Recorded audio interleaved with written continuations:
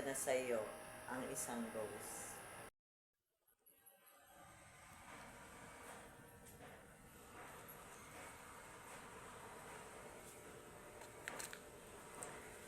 Hello guys, this is Esther and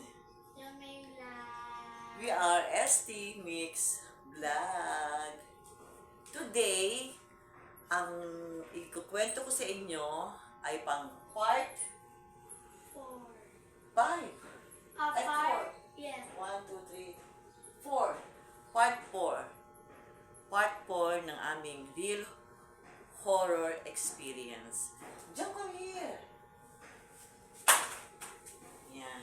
Kasi huwag kang matakot, guys. Natatakot siya agad samantalang may liwanag pa naman. Imagine mo maliwanag pero may candle. Okay?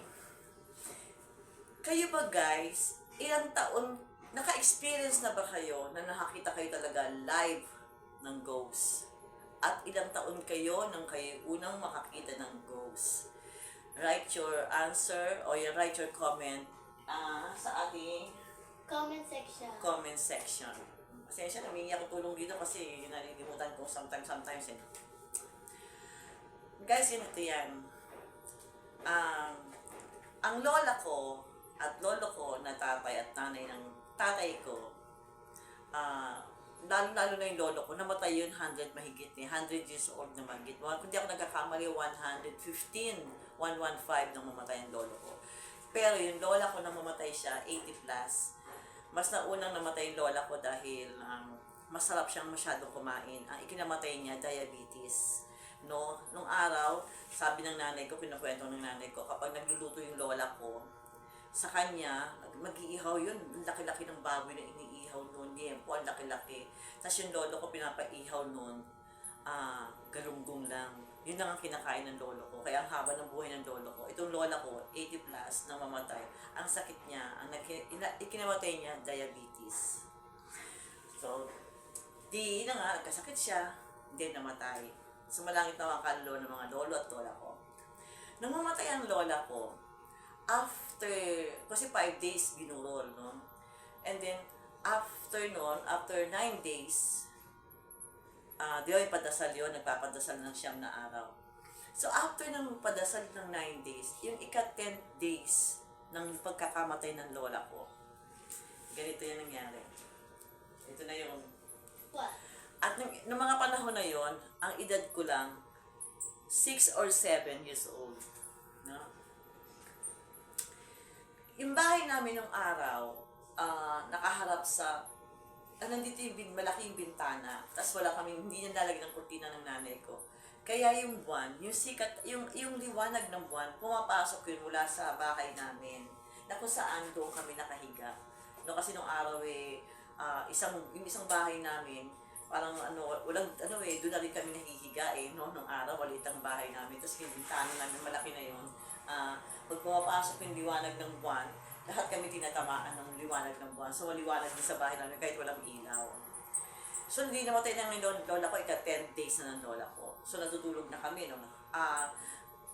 Wala pa yung bunso kong kapatid noon, yung bunso kong kapatid. So, bali, apat pa lang kami nung araw. Kasi nga, 6 to 7 years old lang ako eh. Grade 1 lang ako noon eh. Tapos ang ate ko, ang kapatid ko lalaki, ako tsaka yung kapatid ko lalaki. So, dalawa kami babae, dalawa kami lalaki noon. So, nung time na natutulog kami, magkakatabi kami ng nanay ko. Ang nanay ko muna, ako yung nasa gitna, tapos yung ate ko. So, kami tatlong babae, magkakatabi kami natutulog. Ang harap namin dito sa may bintana namin na kung saan tinatamaan ng liwanag yung aming mga mata. Liwanag na nanggagaling sa buwan. Liwanag. Tapos siguro hindi ko alam kung bakit hindi ako makatulog ng mga araw na yun. Imagine mo, gabi na hindi ako makatulog. Pero hindi ko sinasabi sa nanay ko, sa ate ko, hindi ako makatulog. Basta nakadilat lang yung mata ko. Tapos bahagya akong pumikit. Pag dilat lang mata ko, doon sa bintana na yun, nandoon, nakatayo ang ghost, ang kaluluwa ng lola ko. Guys! At ang kaluluwa ng lola ko noong mga panahon, nakalutang siya, guys. Hindi siya nakatapak sa lupa, nakalutang siya. At kung ano yung suot niyang damit nung namamatay siya, nakaano pa siya nung kimona, nakakimona siya kulay pula. Kung ano yung kanyang sinuot nung nakabulo siya, yun na yun yung damit at mukha at kung ano yung pagkatao, yung ano yung buong kamukhaan nun, yun ang nakita ko doon sa bintana namin na kung saan tinatawaan ng liwanag ng buwan. Siyempre, dahil bata ako, nagulat ako. At hindi ako nakainig. Kumbaga na para ako na-freezer. Kasi nagulat talaga ako. Kinulap ko yung mata ko kasi baka ako nagkakamali lang ako. Sa totoo lang guys, matagal siyang nakatayo doon sa bintana na yun na kung saan tinatawa ng buwan. Tapos nakatingin siya sa amin ng nanay at ng kami mga babae. Tapos siguro hanggang sa mag-fade na lang, hanggang sa mawala siya. Tapos nung mawala siya, napag gumalaw ako, napagalan ako sa nanay ko, tsaka sa ate ko, napahawak ako sa kanila. Yung nanay ko, yung lumarap sa akin, tsaka yung ate ko. Yung pala guys, hindi lang ako ang nakakita, hindi lang pala ako ang gising, pati pala ang nanay at ang ate ko, kitang-kita nila ang lola ko na nagpakita sa aming tatlong mag-iina. At sabi niya nanay ko sa akin, nakita mo yan anak? Sabi niya gano'n. Tapos sabi niya, nakita niyo ba? Sabi niya, nakita niyo lola niyo? Sabi ng nanay ko, opo, si lola.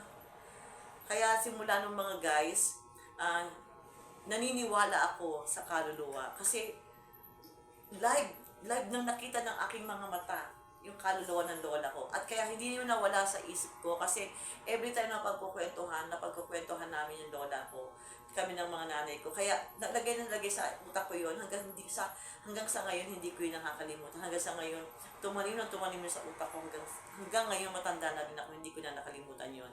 Yung mga pagkakataon na yung araw na yun na makita ko yung kaluluwa, na makita namin ang kaluluwa ng lola ko.